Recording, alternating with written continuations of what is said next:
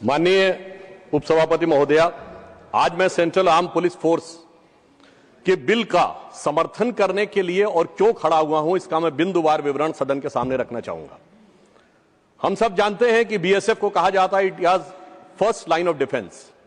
देखिए, सेना सीमा पर लड़ती है और जो पुलिस बल है वो अंदर लॉ एंड ऑर्डर को संभालते हैं, मगर सेंट्रल आर्म पुलिस फोर्स एक ऐसी फोर्स है जो सीमा पर भी मोर्चा संभालती है और देश के अंदर भी मोर्चा संभालती है।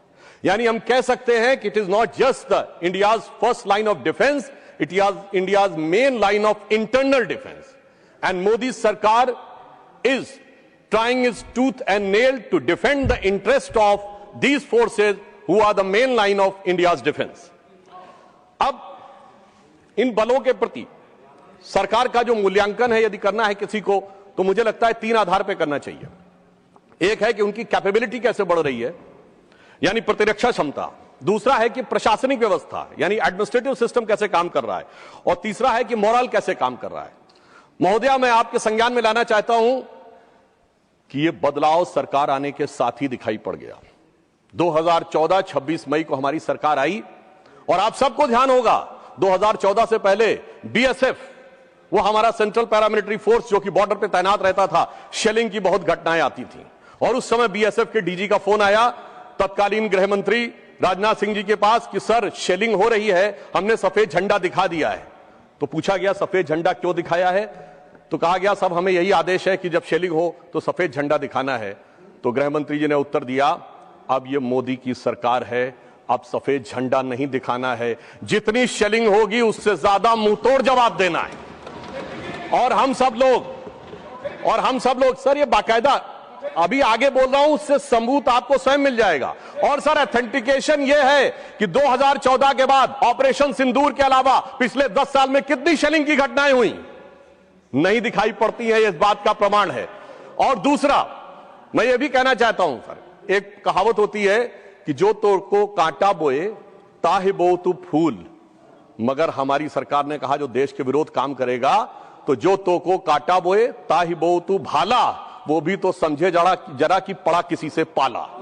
और जब से मोदी सरकार से पाला पड़ा है, आपने देखा शेलिंग की घटनाएं रुक गई हैं। अब यह तो थी कि मनोदशा को लेकर मोदी सरकार का मनोरथ क्या था, अब कार्य दशा को लेकर मोदी सरकार का कार्यवृत्त में बताने का प्रयास करता हूं। देखिए, वर्तमान बिल को अगर समझना है तो ये सीएम जो हमारे सेंट्रल आर्म पुलिस फोर्सेज हैं, ये 3 कैटेगरी में है। एक में है जो बेसिक लेवल पे जवान से एंट्री लेते हैं, एक जो ए ग्रेड के ऑफिसर्स हैं यानी जो मिडिल लेवल मैनेजमेंट प्रशासन में काम करते हैं, और एक है जो हायर लेवल प्रशासन में काम करते हैं यानी आईपीएस ऑफिसर। अगर देखा जाए तो इन सारे गजेटेड ऑफिसर्स के बीच में एडमिनिस्ट्रेटिव ऑपरेशनल रेगुलेशन करने के लिए बिल लाया गया है। और जो हमारे विपक्षी सांसदों ने विषय उठाया है, तो मैं बताना चाहता हूं कि जिनको आप जवान कहते हैं वो कांस्टेबल लेवल से आते हैं, फिर उनको एक प्रमोशन मिलता है हेड कांस्टेबल, उसके बाद वो बनते हैं एएसआई, उसके बाद बनते हैं एसआई और इंस्पेक्टर, यानी 4 प्रमोशन वो लगभग प्राप्त करते हैं। मिडिल लेवल पे जो लोग आते हैं वो असिस्टेंट कमांडेंट लेवल पे आते हैं, वो डिप्टी कमांडेंट बनते हैं, फिर कमांडेंट बनते हैं, कहीं कहीं सीनियर कमांडेंट की पोस्ट भी है, और फिर वो डीआईजी बनते हैं। यानी इतने प्रमोशन तो उन्हें स्वतः मिलते हैं और उसमें से आधे लोग आईजी बनने तक की व्यवस्था पाते हैं। अब मैं यहां बताना चाहता हूं कि इस बिल में इसी स्थापित व्यवस्था को व्यवस्थित रूप से परिभाषित करने का काम किया गया है ताकि किसी भी प्रकार का कंफ्यूजन और उसके कारण होने वाली ओवरलैपिंग न रहे। अब यहां एक और बात भी कहना चाहूंगा, इस बिल में एक सबसे बड़ा प्रावधान यह किया गया है कि डीआईजी लेवल पे अब आईपीएस अधिकारियों के लिए कोई भी आरक्षित व्यवस्था नहीं होगी कि जैसे पहले एक परंपरा मानी जाती थी कि 20% पद आरक्षित रहेंगे। अब डीआईजी लेवल तक असिस्टेंट कमांडेंट स्तर के लोग जा सकेंगे, 50% लोग आईजी लेवल तक जा सकेंगे और 1/3 लोग एडिशनल डीजी लेवल तक जा सकेंगे। तो मुझे लगता है बहुत व्यवस्थित व्यवस्था परिभाषित करके दी गई है ताकि ये सभी बलों में समान भी रहे और किसी भी प्रकार के मुकदमेबाजी की स्थिति भी न रहे। और अभी तक भी 45 से 48% लोग आईजी के पद तक पहुंचते हैं।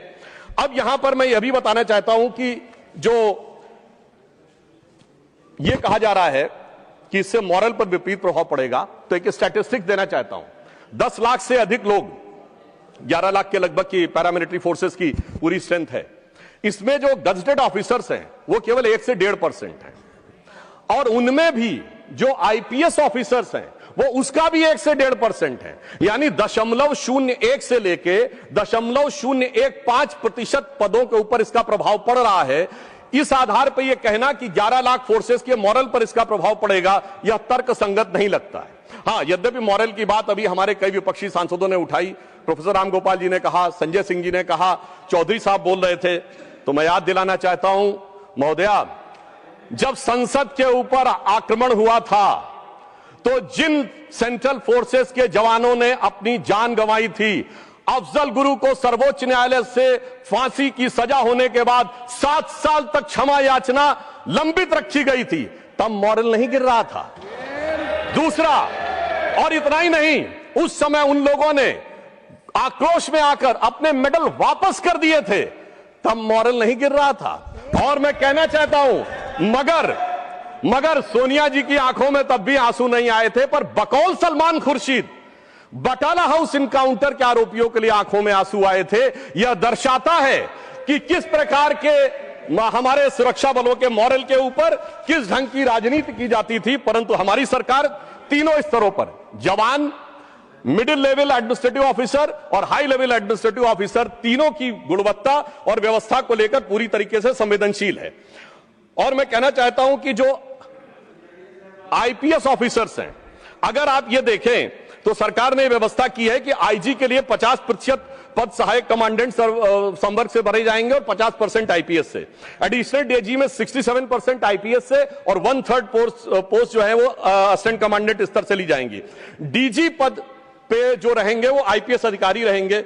अगर इस ढंग से हम देखें तो इस बिल में जो व्यवस्था की गई है, जो कांस्टेबल को हेड कांस्टेबल, एएसआई, एसआई और इंस्पेक्टर तक लगभग 4 प्रमोशन मिलेंगे, 5वां भी प्राप्त कर सकते हैं। इसी प्रकार 4 प्रमोशन ग्रुप ए वालों को भी मिलेंगे और वो भी 5वां और 6ठा भी पा सकते हैं, एडिशनल डीजी तक भी पहुंच सकते हैं। और अगर आप देखें तो जो आईपीएस संवर्ग के बारे में कहा जा रहा है, उनको भी सामान्यतः 4-5 प्रमोशन ही मिलते हैं। एडिशनल एसपी जो शुरू होते हैं, SP, then SSP, then SSP DIG equivalent rank, then IG और एडिशनल डीजी। हर आईपीएस डीजी नहीं बनता है, यानी उनको भी लगभग उतने ही अवसर मिलेंगे जितने कि अन्य लोगों को मिलेंगे। मगर जो मॉरल की बात कहते हैं, तो हमारे प्रधानमंत्री श्री नरेंद्र मोदी जी ने एक ऐतिहासिक निर्णय लिया है कि जो हमारे जवान हैं उनमें से बहुत से लोग निरीक्षक स्तर तक नहीं पहुंच पाते हैं, तो उन्होंने निर्णय लिया है कि जो जवान रिटायर होगा, यानी जो कांस्टेबल स्तर के ऊपर अपॉइंट होते हैं, जब वो रिटायर होंगे, अगर उस समय तक उनका पूरा कार्य व्यवहार अच्छा है, 5 साल का एसीआर अच्छा है, तो रिटायरमेंट के समय उन्हें आर्थिक लाभ नहीं होगा, परंतु एक रैंक ऊपर की ऑनरेरी रैंक दी जाएगी। मुझे लगता है कि इस प्रकार से जो हमारे बलों का मनोबल ध्यान रखने की बात करने का बहुत अच्छा निर्णय लिया है। तीसरी बात, जो आईपीएस ऑफिसर्स के संदर्भ में कहा जाता है, तो मैं ये भी विनम्रता से अपने विरोधियों से पूछना चाहूंगा कि जितनी सेंट्रल एजेंसीज हैं, IB, CBI, NIA, NSG, NTRO, RAW, सभी में तो डीजी, एडिशनल डीजी, आईपीएस ही होते हैं। तो अगर यहां पर यह व्यवस्था है, तो मुझे नहीं लगता है कि किसी भी प्रकार की इसमें कोई समस्या होने की बात है। फिर भी यदि हमारे जो विपक्षी दल हैं वो ये कहते हैं, तो ध्यान रखना चाहिए, सिर्फ विपक्ष में नहीं, कई जगह सत्ता में भी हैं। तो मैं पूछना चाहता हूं, आपकी आज तक जितनी सरकारें रही हैं और वर्तमान में जितनी राज्य सरकारें हैं, कितने डीजीपी आपने गैर आईपीएस बनाए हैं? मैं पूछना चाहता हूं, सेंट्रल एजेंसीज के चीफ आपने कितने गैर आईपीएस बनाए? और यह विषय सिर्फ आईपीएस और नॉन आईपीएस का नहीं है, विषय यह है कि आज के समय में जब व्यवस्थाएं इतनी जटिल और चुनौतीपूर्ण होती चली जा रही हैं, तो उस समय में एक कोऑर्डिनेशन की जरूरत होती है।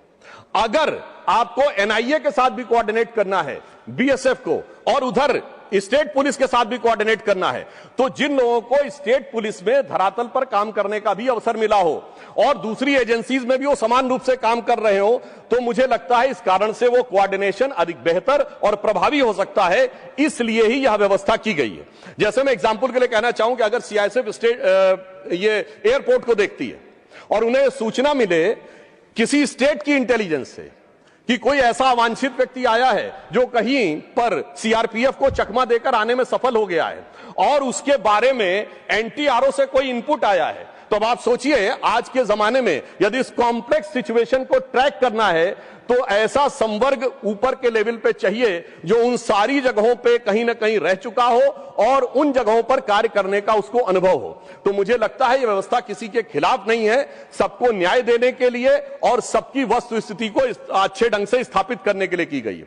अगली जो आपत्ति उठाई जा रही है वो ये है कि आईपीएस संवर्ग के लिए प्रतिनियुक्ति की व्यवस्था क्यों की जा रही है। तो मैं कहना चाहता हूं विगत 78 वर्षों से यही व्यवस्था इन सारी संगठनों में हमेशा से चली आ रही है।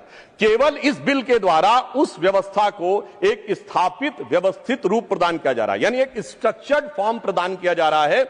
इससे पहले भी डेपुटेशन पर ही वो लोग आते थे और डेपुटेशन पर ही कार्य करते थे। और फिर मैं एक और बात पूछना चाहता हूं, देखिए साहब, जैसे इंडियन एडमिनिस्ट्रेटिव सर्विसेज होती है तो सेंट्रल सेक्रेटेरिएट सर्विसेज से आके कोई सेक्रेटरी गवर्नमेंट ऑफ इंडिया नहीं बनता। आज अगर आप ये कहेंगे कि इंडिया की सेंट्रल आर्म पुलिस फोर्स का प्रमुख इंडियन पुलिस सर्विस का व्यक्ति नहीं होगा तो किस सर्विस का व्यक्ति होना चाहिए? यह संविधान की भावना के भी अनुरूप है और यूनियन पब्लिक सर्विस कमीशन जिस आधार के ऊपर चयनित करता है, क्योंकि डिफरेंट एंट्री लेवल पे डिफरेंट अपॉर्चुनिटीज एक डिफरेंट स्तर तक ही मिलती हैं और इसी कारण से यह विषय जो है व्यवस्थित रूप से रखने का प्रयास किया गया है। हां, यह मैं जरूर बताना चाहता हूं, अगला प्रश्न यह उठाया जाता है जो अभी हमारे एक साथी ने उठाया कि धरातल के ऊपर उच्च अधिकारी नहीं जाते हैं। तो मैं याद दिलाना चाहता हूं, अभी पिछले साल फरवरी के महीने में छत्तीसगढ़ और तेलंगाना के बॉर्डर पर कोरागुट्टा के पहाड़ के ऊपर एक बड़ा एंटी नक्सल ऑपरेशन हुआ जो छत्तीसगढ़ पुलिस और सेंट्रल रिजर्व पुलिस फोर्स का ज्वाइंट ऑपरेशन था। 21 दिन तक वो ऑपरेशन चला जिसमें 31 नक्सली मारे गए और डीजी सीआरपीएफ मौके के ऊपर उस कोरगुट्टा पहाड़ी के ऊपर मौजूद थे, क्योंकि प्रधानमंत्री मोदी जी की सरकार में यह ध्यान रखना होता है कि मंत्री हो या अधिकारी सब जमीन से जुड़े रहते हैं। मगर मैं कहना चाहूंगा कि हमारे जो विपक्ष के लोग हैं, यहां अफसर तो छोड़िए, मंत्री तो छोड़िए, इन लोगों के सर्वोच्च नेता भी जमीन से जुड़े कम और उड़े ज्यादा रहते हैं और उड़ते भी ऐसे हैं कि देश से भी उड़कर जब तक विदेश पहुंच जाया करते हैं। तो मुझे लगता है जो जुड़े कम और उड़े ज्यादा रहते हैं उन्हें धरातल की समझ कम होती है। सर, ये बिल पर ही बोल रहे हैं। अरे साहब सुनिए, अरे सुनिए, रूरल डेवलपमेंट में वेस्ट एशिया की चर्चा कर चुके हैं आप लोग, मैं तो बिल पर ही बोल रहा हूं। अब मैं एक और बात बताना चाहता हूं। देखिए, आईपीएस अधिकारियों से लेके समूह आ के अधिकारियों से लेके प्रमोशन को लेकर, प्रशासनिक व्यवस्था को लेकर कितनी अच्छी समझ है इन लोगों की। याद करिए, इनकी पार्टी के एक नेता ने स्टेटमेंट दिया था 2023 में कि भाई ये बताइए सेक्रेटरी गवर्नमेंट ऑफ इंडिया में कितने ओबीसी हैं। अब उन्हें यही नहीं पता कि उस समय तक 1994 बैच के जो आईएएस ऑफिसर थे वो सेक्रेटरी गवर्नमेंट ऑफ इंडिया थे। यानी प्रशासनिक व्यवस्था में कैसे एंट्री होती है और किस ढंग से प्रमोशन पाकर पहुंचा जाता है, ये उन्हीं को नहीं पता हो सकता है जिन्हें यह पता हो कि पैदा होते ही सीधे उच्च पद पर पहुंच जाते हैं। उनके लिए इन व्यवस्थाओं को समझना मुझे लगता है अधिक मुश्किल होता है। अब मैं ये भी बताना चाहता हूं कि इतना ही नहीं, मैं बिल्कुल विषय पे बोल रहा हूं और दृढ़ता के साथ यह विषय रखना चाहता हूं। कांग्रेस पार्टी के एक सर्वोच्च नेता ने बोला था, यह कहा था जनवरी 2025 में कि हमें संघ भाजपा से नहीं इंडियन स्टेट से भी लड़ना है। इंडियन स्टेट का डिफेंडर कौन है? इंडियन स्टेट का डिफेंडर कौन है? Central administrative police force Indian state के डिफेंडर्स हैं और इसलिए मैं कहना चाहता हूं उनको हम डिफेंड करने के लिए खड़े हुए हैं, जिनको कि आप लोग जिन पर अटैक करने की बात करते हैं। और वह बात भी मैं सब प्रमाण बोलता हूं, आज भी इनकी मानसिकता क्या है। अभी 16 अप्रैल 2024 को छत्तीसगढ़ के कांकेर जिले में एक मुठभेड़ हुई जिसमें 29 नक्सली मारे गए और छत्तीसगढ़ के कांग्रेस के नेताओं ने और वहां के पूर्व मुख्यमंत्री ने यह कह दिया कि ये तो गरीब आदिवासी थे, ये मुठभेड़ फर्जी थी। और सर 2 दिन के बाद 18 अप्रैल 2024 को नक्सली संगठनों ने यह प्रेस रिलीज जारी कर दी कि मुठभेड़ में उनके इतने लोग मारे गए। मुझे लगता है ये अपने आप में इस बात का प्रमाण है कि इस तरह के संवेदनशील विषय के ऊपर केंद्रीय सुरक्षा बलों के जो मॉरल के ऊपर, उनकी मानसिकता और मनोदशा के ऊपर जो राजनीति की जाती है, उस राजनीति से बचने का प्रयास करना चाहिए। और फिर मैं एक दुखद उदाहरण याद दिलाना चाहता हूं, सारे देश को याद होगा। 6 अप्रैल 2010 को दंतेवाड़ा में 76 सीआरपीएफ के जवान शहीद हो गए थे। उनकी दर्दनाक मृत्यु हुई, पर मीडिया में यह भी समाचार आए थे कि कई जगहों पर जश्न मनाया गया था। और जश्न मनाने के बाद उस समय इस जश्न का भी विरोध किसने किया? सत्ता में बैठे लोगों ने नहीं किया था, विपक्ष में भी हम ही ने किया था, भाजपा ने किया था, संघ ने किया था, और यूनिवर्सिटीज में अखिल भारतीय विद्यार्थी परिषद ने किया था। और मैं यह भी बताना चाहता हूं कि उसी समय के बाद 16 मई 2010 को छत्तीसगढ़ के सुकमा में एक आईडी ब्लास्ट में 16 जवान केंद्रीय बलों के मारे गए और उसी के साथ 15 आदिवासी भी मारे गए, परंतु उसके बाद उसके लिए एक भी शब्द नहीं निकला।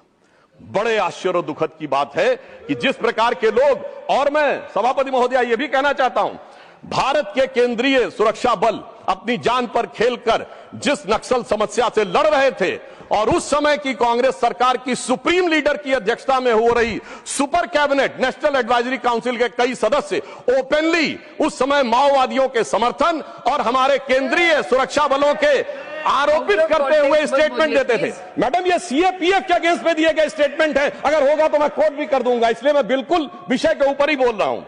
और इतना ही नहीं, वो तो छोड़िए, गृह मंत्री लोग क्या बोलते थे।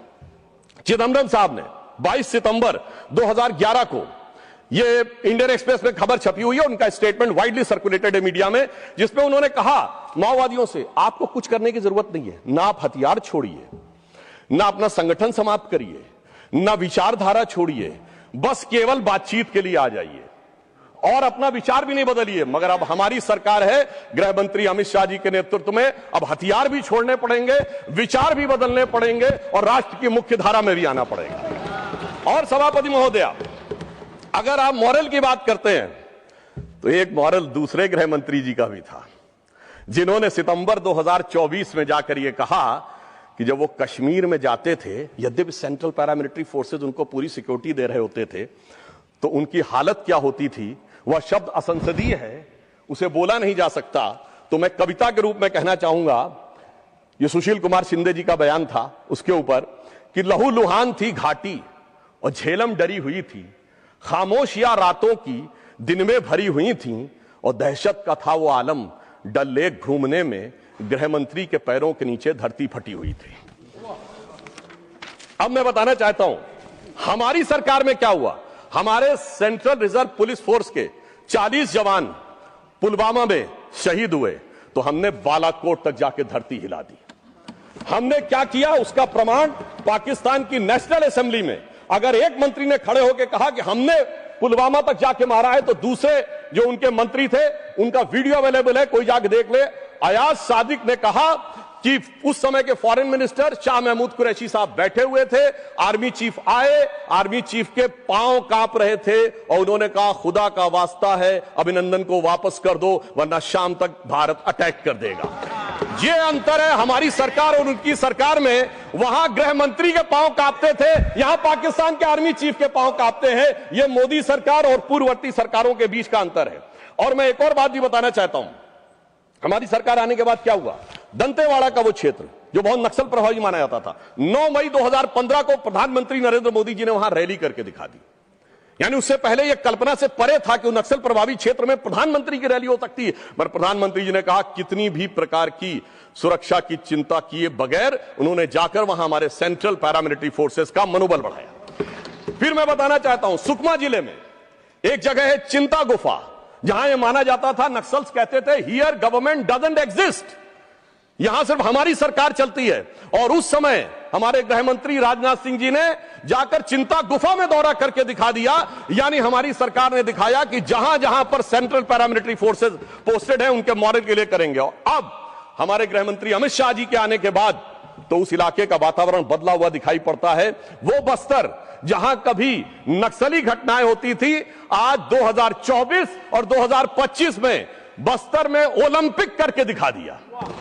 और गृह मंत्री अमित शाह जी ने उन नक्सल प्रभावित क्षेत्रों में जहां पर कि दौरा करने के लिए पूर्ववर्ती सरकारों के मन में, मंत्रियों में भय रहता था, वहां रात्रि प्रवास करके दिखा दिया।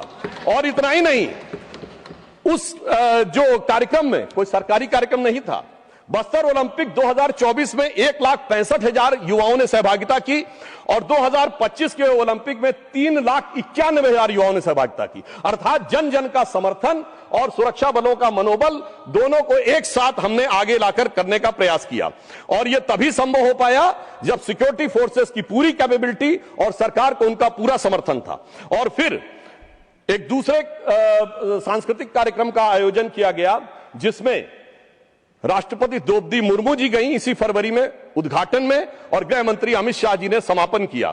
यानी इस प्रकार से अगर देखा जाए तो उस वातावरण में जहां पर कि सेंट्रल पैरामिलिट्री फोर्सेस के लिए बहुत बड़ी चुनौती रहती थी, वहां आज एक सकारात्मक वातावरण बना।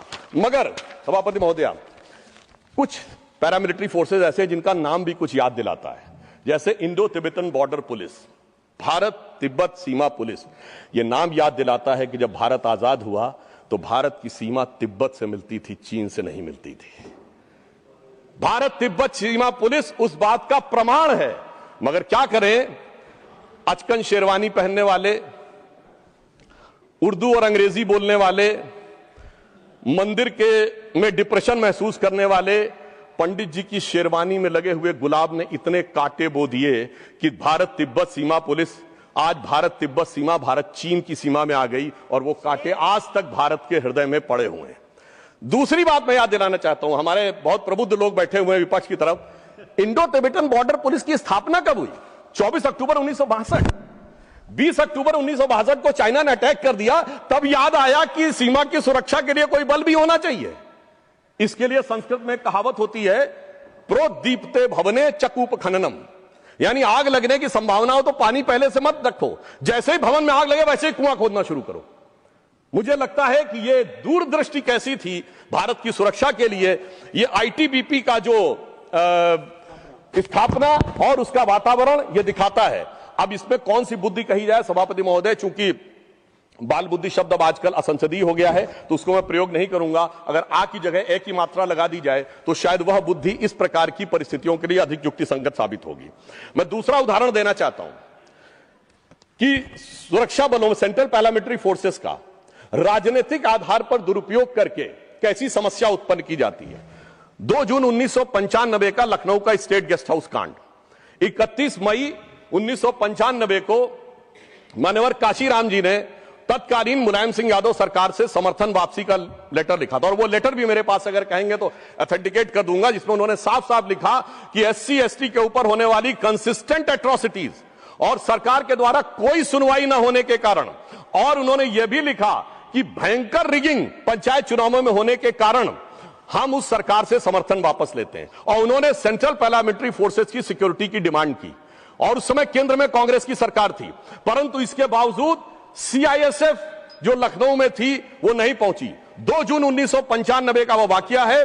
उस समय उनका एक संदेशवाहक लखनऊ में भारतीय जनता पार्टी कार्यालय में हमारे तत्कालीन प्रदेश अध्यक्ष कलराज मिश्रा जी के पास आया, अटल जी से बात की गई, उन्होंने भी नरसिम्हा राव जी से बात किया तो कहा गया सीआईएसएफ की यूनिट तो है लखनऊ में मगर वो मुहर्रम के ताजिए की खिदमत में लगी हुई है, इसलिए तत्काल पहुंचना मुश्किल होगा, उसमें कुछ घंटे लगेंगे। और उस समय वातावरण यह था कि वो कुछ घंटे बहुत भारी पड़ने वाले थे अगर सेंट्रल पैरामिलिट्री फोर्सेस नहीं पहुंचते, क्योंकि यूपी पुलिस का जो रवैया था वो बहुत साफ सबको दिखाई पड़ रहा था। मगर क्या बताएं सभापति महोदया, उस समय अपनी जान पर खेलकर हमारे तत्कालीन नेता स्वर्गीय ब्रह्मदत्त द्विवेदी जी भाजपा कार्यकर्ताओं को लेकर गए और तब जाकर वहां पर मायावती जी की जान बचाने की स्थिति बनी। अगर समय रहते हुए सीआईएसएफ को भेज दिया गया होता तो यह परिस्थिति नहीं होती। मगर क्या बताएं, इधर बसपा के दलित विधायकों के जनाजे निकलने की बात हो रही थी, पर सीआईएसएफ जो था वो ताजिए की यात्रा की खिदमत में लगा हुआ था। और वैसे मैं थोड़ा सा विषांतर होते हुए एक और भी बात कहना चाहूंगा।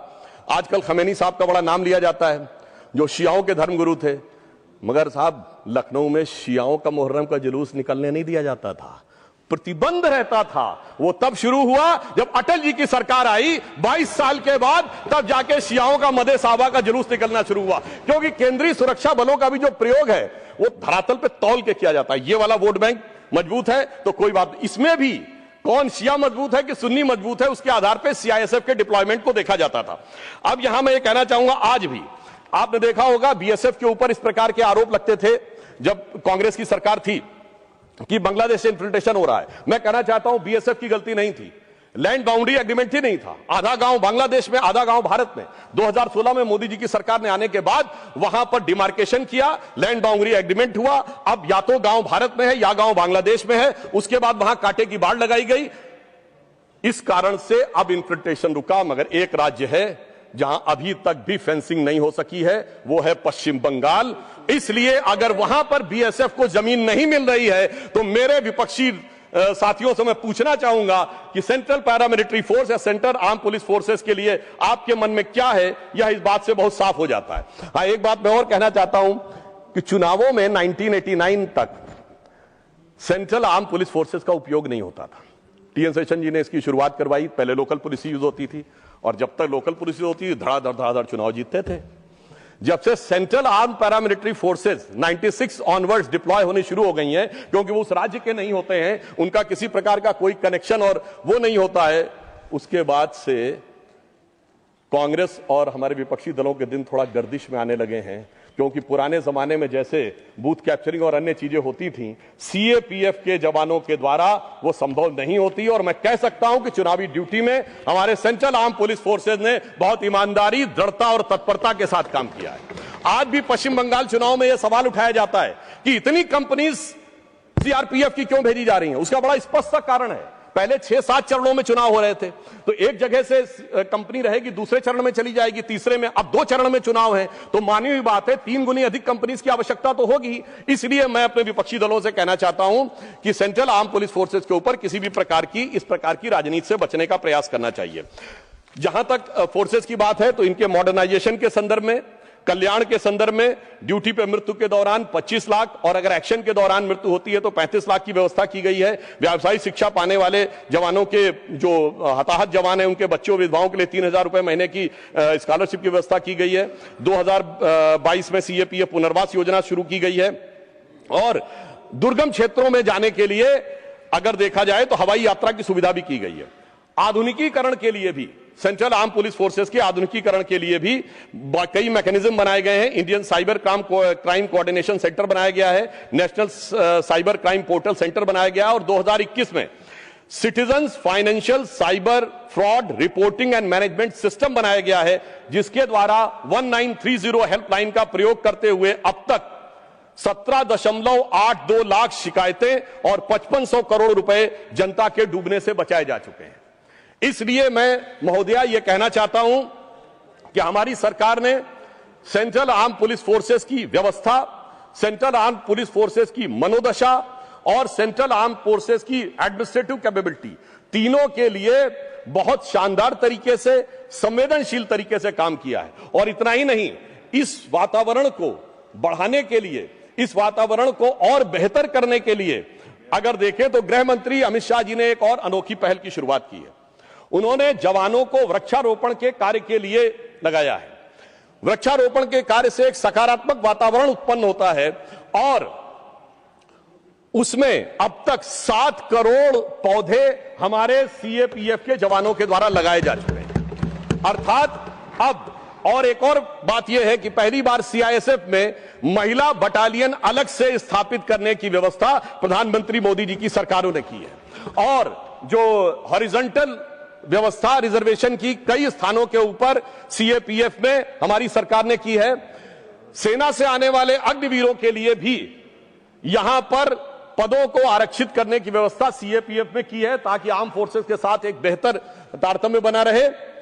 परंतु मैं यह कहना चाहता हूं, हम तो पौधे लगा रहे हैं जिनके जमाने में सीएपीएफ के जवानों के अरमान के पूरे बगीचे उजाड़ दिए गए थे। वो जब आकर आज कहते हैं कि साहब उनके दिल में बड़ी संवेदना है, तो उनकी परिस्थिति के ऊपर, मतलब जिनकी आंखों में आंसू भी नहीं आए थे, जिनकी आंखों में कभी उन्होंने उन बलों के लिए कुछ नहीं किया था, तो मैं एक अंत में एक पंक्ति कहकर अपना विषय समाप्त करना चाहता हूं कि जो आप हम पे आरोप लगा रहे हैं और आपके कार्यों को देखें तो देश की जनता उसको भली भांति देखती है। जिसे एक पंक्ति में कहूंगा कि चमन को सींचने में पत्तियां कुछ गिर रही होंगी। यही इल्जाम हम पर लग रहा है बेवफाई का।